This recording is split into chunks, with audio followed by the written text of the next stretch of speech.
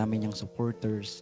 So, nakakataba ng puso, nandyan pa yung bumibili sa streaming platforms para lang mapakinggan ng mga kanta ni Kurt Galindez. So, nakakataba ng puso, servants, na kahit hindi mo kaano-ano yung mga supporters, viewers, alam mo yung bukal sa puso nila yung pag-support talaga. Ginagawa Kahit nila. hindi man kayo nagkikita sa personally, pero yung mararamdaman mo yung love and support nila. At dahil dyan, nagpapasalamat tayo dahil sa Lagori Music Records, ang sinusuportahan ng mga viewers, ng mga supporters, ang isa sa mga recording artist natin na si Kurt Galindez. Maraming salamat po sa inyong lahat.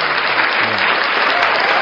Yes, maraming salamat, Sir Liam Pangilinan, at sa lahat ng mga artists natin na nandito sa taas, na talaga namang nagpamalas ng kanilang mga talento sa araw na ito at samahan o damayan ang grand launching syempre ni Kurt Galindez. Ako, wala na akong tanong kay Kurt Galindez, lagi naman yan, Sir Liam, alam naman natin, lagi natin pinag-uusapan, hanggang kailan kaya itong si Kurt Galindez? Marami sa mga, hindi, tinatanong namin yan, marami sa artist natin na nandito, hindi natin alam hanggang kailan natin makakasama, hanggang kailan natin sila mabibigyan ng kanta, at higit sa lahat, hanggang kailan yung pagmamahal nila sa atin dito sa Labor. Totoo yun, napag-usapan namin ni Sir Liam yan.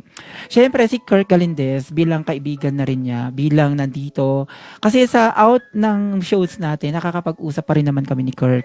Personal, hindi namin napag-uusapan ang Labor Music Records, di ba Kurt?